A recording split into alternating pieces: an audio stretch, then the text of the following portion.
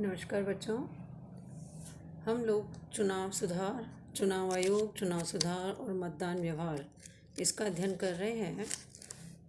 आज हम इसमें अध्ययन करेंगे कि निर्वाचन आयोग की स्वतंत्रता के लिए संवैधानिक प्रावधान क्या रखे गए हैं। कैसे निर्वाचन आयोग जो है वो निष्पक्ष और स्वतंत्र संस्था के रूप में कार्य करे। तो देखिए, भारत में निर्वाचन आयोग एक स्वतंत्र संवैधानिक निकाय है और संविधान इस बात को सुनिश्चित करता है कि यह उच्चतम और उच्च न्यायालयों की भांति कार्यपालिका के बिना किसी हस्तक्षेप के स्वतंत्र और निष्पक्ष रूप से अपने कार्य को संपादित कर सके। इसकी स्वतंत्रता को बनाए रखने की दृष्टि से कुछ प्रावधान है जिसका मैं उल्लेख करना चाहूँगी। निर्वाचन आयोग एक संवैधानिक संस्था है, अर्थात इसका निर्माण संविधान ने किया है, न कि कार्यपालिका या संसद ने। मुख्य चुनाव आयुक्त तथा अन्य चुनाव आयुक्तों की नियुक्ति राष्ट्रपति करते हैं। मुख्य चुनाव आयुक्त को महाभियोग जैसी प्रक्रिया से ही हटाया जा सकता है। मुख्य चुनाव आयुक्त का दर्जा सर्वोच्च न्यायालय के न्यायाधीश के बराबर है। नियुक्ति के पश्चात मुख्य चुनाव आयुक्त एवं अन्य चुनाव आयुक्तों की सेवा शर्तों में कोई अलाभकारी परिवर्तन नहीं किया जा सकता है। मुख्य निर्वाचन आयुक्त तथा अन्य आयुक्तों का वेतन भारत की संचित निधि में से दिया जाता है। ये कुछ प्रावधान है संविधान में जिसका उल्लेख है, जिससे कि हम उम्मीद करते हैं कि निर्वाचन आयोग एक निष्पक्ष और स्वतंत्र संस्था के रूप में कार्य करता है।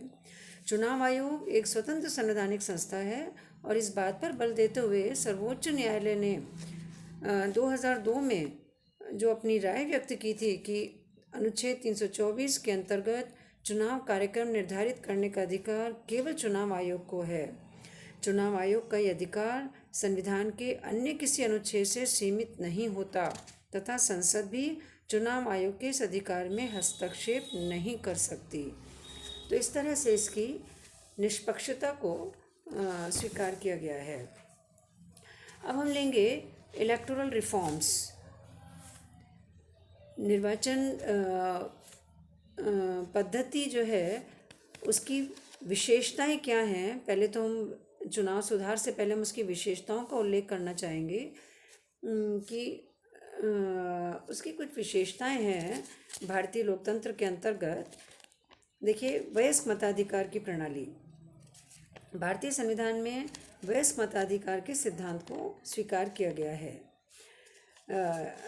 यानी 89 में जो 61 कॉन्स्टिट्यूशनल अमेंडमेंट हुआ उसके आधार पर वयस्कता की जो आयु है 21 वर्ष से घटाकर 18 वर्ष कर दी गई है।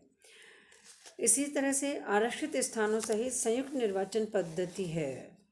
यानी नवीन संविधान ने सांप्रदायिक जो प्रतिनिधित्व की प्रणाली थी उसको समाप्त किया और संयुक्त निर्वाचन की पद्धति को अपनाया है। साथ ही अनुसूचित जातियों और जनजातियों की विशेष स्थिति को स्वीकार करते हुए उनके लिए लोकसभा और राज्य विधानसभा में स्थानों का आरक्षण किया है। लोकसभा में अनुसूचित जातियों के लिए स्थान आरक्षित हैं। इन आरक्षित स्थानों पर संबद्ध जाति के व्यक्ति ही उम्मीदवार हो सकते हैं, लेकिन उसे चुनने का जो कार्य है वो उस क्षेत्र के सभी मतदाताओं के द्वारा किया जाता है। इसी तरह से प्रादेशिक प्रतिनिधित्व है। यानी भारत में व्यावसायिक प्रतिनिधित्व के सिद्धांत को नहीं बल्कि प्रादेशिक प्रतिनिधित्व के सिद्धांत को अपनाया गया है। प्रादेशिक प्रतिनिधित्व के अंतर्गत एक क्षेत्र विशेष के सभी मतदाता अपना प्रतिनिधि निर्वाचित करते हैं। गुप्त मतदान व्यवस्था। भारत में लोकसभा, विधानसभा, विधान परिषद, राष्ट्रपति, उपराष्ट्रपति और स्थानीय संस्थाओं सभी के चुनाव के लिए गुप्त मतदान की पद्धति को अपनाया गया है। प्रत्यक्ष निर्वाचन और अप्रत्यक्ष निर्वाचन। यानी भारत में प्रत्यक्ष निर्वाचन और अप्रत्यक्ष निर्वाचन दोनों ही पद्धतियों को अपनाया गया है। लोकसभा और विधानसभा के लिए प्रत्यक्ष निर्वाचन पद्धति, लेकिन विधान परिषद, राज्यसभा, राष्ट्रपति को निर्वाचित करने के लिए अप्रत्यक्ष निर्वाचन की पद्धति को अपनाया गया है। इसी तरह से साधारण बहुमत की पद्धति और आनुपातिक प्रतिनिधित्व की पद्धति। यानी भारत में विविध संस्थाओं के चुनाव के लिए इन दोनों ही पद्धतियों को अपनाया गया है। लोकसभा और राज्य विधानसभाओं के चुनाव साधारण बहुमत की पद्धति के आधार पर होते हैं, लेकिन राज्यसभा, विधान परिषद, राष्ट्रपति और उपराष्ट्रपति के चुनाव आनुपातिक प्रतिनिधित्व की एकल संक्रमणीय मत पद्धति के आधार पर होते हैं। तो यानी इस प्रकार राजनीतिक व्यवस्था के स्वरूप को निर्धारित करने वाले प्रमुख चुनाव साधारण बहुमत की पद्धति के आधार पर होते हैं। अब हम लेंगे निर्वाचन पद्धति के दोष क्या हैं। Electoral system defects and reforms. देखिए, चुनाव पद्धति जो है हमारी यहाँ, और चुनावों में कुछ इस तरह की बातें देखने में आई हैं जिन्होंने कि जनता के चुनावों के प्रति आस्था को कम किया है, और यदि ये हम सभी समझते हैं कि उन्हें समय रहते नियंत्रित नहीं किया गया तो कालांतर में चुनावों के प्रति आस्था को बहुत अधिक आघात पहुंचेगा, और जो लोकतंत्र के लिए एक बहुत बड़ी जो है नुकसान की स्थिति होगी। चुनाव में जो गंभीर त्रुटियां जो देखी गई हैं उसके ऊपर हम प्रकाश डालना चाहेंगे, और उनका उपचार भी हम ढूंढना चाहेंगे कि ऐसी कौन सी त्रुटियां हैं और उनका कैसे उपचार किया जाए, उसको हम इसके अंतर्गत अध्ययन करना चाहेंगे। देखिए, राजनीतिक दलों को प्राप्त जन समर्थन और स्थानों में के जो अनुपात है उसमें हमारे यहाँ गंभीर अंतर पाया गया है। यानी कुछ त्रुटियां इस प्रकार की हैं। यानी भारत में साधारण बहुमत की जो निर्वाचन पद्धति अपनाई गई है उसके अंतर्गत प्रत्येक निर्वाचन क्षेत्र से वह उम्मीदवार निर्वाचित घोषित होता है जिसे सबसे अधिक मत मिले हों, चाहे विरोधी अथवा पराजित उम्मीदवारों को मिले मतों का योग उसे प्राप्त मतों से कितना ही अधिक हो। इसके परिणाम स्वरूप बहुधा उस दल को सरकार बनाने का अवसर मिल जाता है जिसे देश के बहुमत का समर्थन प्राप्त नहीं है, और छोटे दलों को उन्हें प्राप्त जन समर्थन की तुलना में बहुत ही कम स्थान प्राप्त होते हैं। लोकतांत्रिक व्यवस्था के अंतर्गत इस स्थिति को न्यायपूर्ण नहीं कहा जा सकता। अतः निर्वाचन प्रणाली जो है उसकी इस असंगति को दूर करने के लिए कुछ क्षेत्रों से हालांकि सुझाव भी आया कि आनुपातिक प्रतिनिधित्व की जो सूची पद्धति है, लिस्ट सिस्टम है, उसको अपनाया जाना चाहिए। कुछ अन्य पक्षों के द्वारा भी इस विसंगति को दूर करने के लिए कुछ सुझाव आए, जैसे कहीं कहीं पर यह कहा गया कि सेकंड बैलेट सिस्टम को अपनाने का सुझाव दिया कि इस प्रकार की व्यवस्था होनी चाहिए। सूची प्रणाली या आनुपातिक प्रतिनिधित्व की अन्य कोई रूप एक जटिल पद्धति होती है और भारतीय मतदाता इसका उचित रूप से प्रयोग कर सकेंगे, इसमें भी निश्चित रूप से संदेह है, और इसीलिए ये जो व्यवस्था है इसको पूर्ण रूप से अपनाया नहीं गया है, और ये जो दोष है वो हमारे सामने बना हुआ है। चुनावों में धन की बढ़ती हुई भूमिका, यानी मुद्रा प्रसार तथा राजनीतिक वास्तविकताओं को दृष्टि में रखते हुए चुनाव खर्च की जो सीमा है ये बहुत अधिक बढ़ाई गई है। यानी चुनाव में एक बहुत बड़ा दोष ये दिखाई देता है कि चुनाव में धन की बढ़ती हुई भूमिका जो है उसका बहुत विकट रूप सामने आया है। कानून निर्माता इस दोष के प्रति सचेत थे और इसी कारण उनके द्वारा चुनाव में उम्मीदवार द्वारा किए जाने वाले व्यय की सीमा निश्चित की गई थी, लेकिन मुद्रा प्रसार और राजनीतिक वास्तविकताओं की दृष्टि से चुनाव खर्च की सीमा को बढ़ा दिया गया।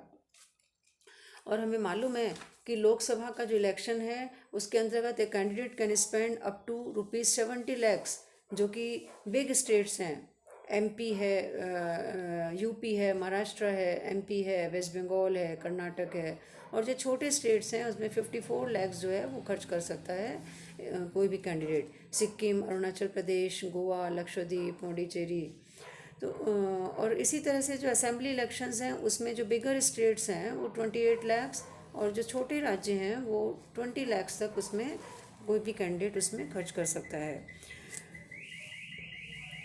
यह स्थिति जो है वो आर्थिक क्षेत्र और राजनीतिक क्षेत्र दोनों के लिए बहुत सारे दोषों को जन्म देती है, व्यवस्था को विकृत करती है। चुनावों में धन की निरंतर बढ़ती हुई इस भूमिका के कारण ही काला धन और भ्रष्ट राजनीतिज्ञ दोनों एक दूसरे के साथ जुड़ गए, और इसका क्या हुआ कि चुनावों में धन की शक्ति को नियंत्रित करना आवश्यक हो गया। और इसके संबंध में हालांकि कुछ सुझाव भी प्रस्तुत किए गए हैं, वो कितनी सीमा तक माने जाते हैं ये तो हम सभी जानते हैं, लेकिन फिर भी इसका हम अध्ययन करना चाहेंगे कि राजनीतिक दलों के आय व्यय के विवरण की विधिवत जांच का सुझाव है और ये की भी जाती है।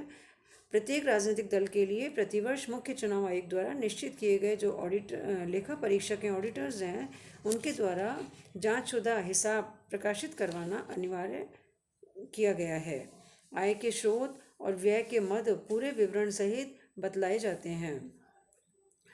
संसद इसी तरह से संसद और राज्य विधानसभाओं के लिए एक साथ चुनाव की व्यवस्था का एक सुझाव है कि संसदीय व्यवस्था में सरकार का कार्यकाल निश्चित नहीं होता और आज केंद्र और राज्य सरकार पर राजनीतिक अस्थायित्व का जो वातावरण है उसके अंतर्गत यह तो संभव नहीं है कि लोकसभा राज्य विधानसभाओं के चुनाव अनिवार्य रूप से साथ साथ हों, लेकिन इस संबंध में शासन और सभी राजनीतिक दलों द्वारा प्रयत्न किए जाने चाहिए। और हमारी जो सरकार है निश्चित रूप से समय समय पर इस पर विचार करती भी है कि किस तरह से चुनावों के अंतर्गत जो अनावश्यक जो खर्च होता है और समय की जो बर्बादी होती है उसको हम कैसे बचाएं। चुनाव खर्च का भार पूर्णतः या आंशिक रूप से राज्य सरकार द्वारा वहन किया जाना एक सुझाव है कि आंशिक रूप से चाहे पूरी तरह से उस राज्य के सरकार के द्वारा उसको खर्च किया जाना चाहिए। शासन के द्वारा दलों के शामियाने, दरी, जीप, पोस्टर छपवाने के लिए धनराशि आदि कुछ मूल सुविधाएं कैंडिडेट को दे दी जानी चाहिए, जिससे चुनाव समान शक्तियों के बीच एक खेल बन सके और चुनावों में धन की भूमिका को कम किया जा सके। इसी तरह से हम पढ़ना चाहेंगे कि मतदाताओं में ये भी व्यवस्था की जा सकती है कि मतदाताओं का एक निश्चित प्रतिशत मत प्राप्त करने या अन्य कुछ शर्तों को पूरा करने वाली राजनीतिक दलों को ही शासन में सहायता प्राप्त होनी चाहिए। चुनाव में धन की बढ़ती हुई जो शक्ति है उसकी समस्या के दो पहलू सामने आते हैं। चुनाव में प्रयोग किए जाने वाले धन की मात्रा में निरंतर वृद्धि तो होती है और जो काला धन है उसका बहुत अधिक सर्कुलेशन व्यवस्था में होने लगता है। और यह जो समस्या है कानूनी इतनी नहीं है जितनी कि व्यवहारिक राजनीति से संबंधित है। राजनीति में धन की भूमिका को नियंत्रित करने में सफलता तभी संभव है जबकि राजनीति और प्रशासन में भ्रष्टाचार पर नियंत्रण लगेगा और समस्त व्यवस्था में पारदर्शिता आएगी।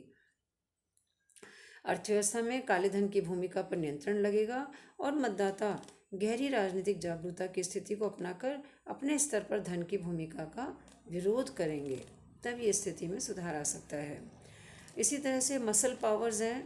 चुनावों में जो मसल पावर का प्रयोग किया जाता है, हिंसा का प्रयोग किया जाता है, मतदान केंद्र पर कब्जा और जाली मतदान होता है, ये एक बहुत बड़ी समस्या है जिस पर रोक लगाई जानी चाहिए।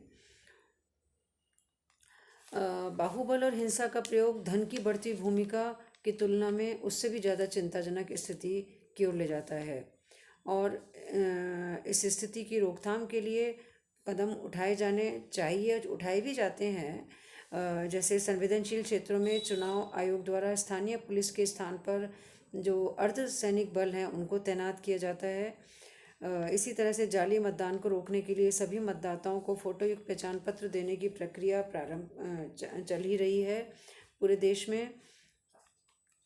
इलेक्ट्रॉनिक वोटिंग मशीनों का प्रयोग किया जाता है जिससे कि जो फर्जी जो मतदान है उसको रोका जा सके और समस्त चुनाव क्षेत्रों में आग्नेय अस्त्रों, हथियारों के लाने और ले जाने पर प्रतिबंध, शराब की बिक्री पर प्रतिबंध लगाने की पूर्ण व्यवस्था है। जाली मतदान को भ्रष्ट आचरण घोषित किया जाना चाहिए जिसके आधार पर निर्वाचन अवैध घोषित किया जा सके। निर्वाचन कानून में ऐसा संशोधन करना भी जरूरी है जिसके फलस्वरूप पीठासीन अधिकारी के लिए जाली मतदान में संलग्न व्यक्ति को पुलिस को सौंपना और थाने में आवश्यक शिकायत दर्ज करना अनिवार्य हो जाए। इसी तरह से चुनाव में अपराधी तत्वों की उम्मीदवारी और परिणामतः राजनीति का अपराधीकरण जो है उसके ऊपर किसी भी तरह से रोक लगाई जानी चाहिए। समस्त चुनाव व्यवस्था और भारतीय राजनीति का एक अत्यधिक गंभीर दौर संसद और राज्य विधानसभाओं में अपराधी तत्वों का प्रवेश है। सभी राजनीतिक दलों ने राजनीति में अपराधियों के प्रवेश को रोकने की आवश्यकता पर बल तो दिया, लेकिन व्यवहार में चाहे लोकसभा का चुनाव हो और चाहे राज्यों की विधानसभा के चुनाव हो उसमें उम्मीदवारों का चयन करते समय उम्मीदवार की जीत की संभावना तथा इस दृष्टि से उसके समस्त साधनों पर सबसे अधिक ध्यान दिया गया तथा किसी भी राजनीतिक दल ने अपराधियों को अपना उम्मीदवार बनाने से परहेज नहीं किया। अपराधियों के विधायी संस्थाओं में प्रवेश को रोकने के उद्देश्य से हालांकि 2003 में सर्वोच्च न्यायालय के निर्देश पर चुनाव आयोग ने व्यवस्था भी की कि चुनाव में सभी उम्मीदवारों को अपना नामांकन पत्र भरते समय अपनी आपराधिक पृष्ठभूमि, संपत्ति, वित्तीय दायित्व और शैक्षणिक योग्यता से संबंधित समस्त जानकारियां शपथ पत्र पर देना अनिवार्य है और इसका पालन किया जाता है। लेकिन उसके बावजूद भी कुछ जो तत्व हैं वो इसमें भी उजागर नहीं हो पाते हैं और सामने नहीं आ पाते हैं। इसी तरह से चुनाव याचिकाओं पर निर्णय में अत्यधिक विलंब की समस्या है। चुनाव याचिका में बहुत अधिक खर्च जो होता है और विवादों का शीघ्र निपटारा नहीं हो पाता, ये भी एक चिंताजनक स्थिति है। कई बार तो ऐसा होता है कि लोकसभा और विधानसभा का कार्यकाल ही समाप्त हो जाता है और विवादग्रस्त व्यक्ति लगभग पूरे काल तक अपने पद पर बना रहता है। चुनाव याचिकाओं पर शीघ्रता के साथ निर्णय की स्थिति को अपनाना बहुत अधिक आवश्यक है। मतदाता सूचियों में गड़बड़ियां जो की जाती हैं उसको रोका जाना चाहिए। चुनाव जो कार्यक्रम है वो बहुत अधिक लंबा होता है, उसकी प्रक्रिया बहुत अधिक लंबी होती है, इसमें भी रोक लगाई जानी चाहिए कि इतनी अधिक लंबी प्रक्रिया ना हो। इसी तरह से विभिन्न जो और भी जो बहुत सारी जो चुनावी जो दोष हैं वो हमें इसमें दिखाई देते हैं हमारी चुनाव पद्धति में। हालांकि व्यवस्थाएं पूरी की जाती हैं कि चुनावों के जो दोष हैं उनको दूर किया जाए कानूनन तौर पर, लेकिन व्यवहार में फिर भी बहुत सारी जो कमियां हैं, दोष हैं, वो हमें स्पष्ट रूप से परिलक्षित होते हैं जिसका निदान आवश्यक है। Thank you.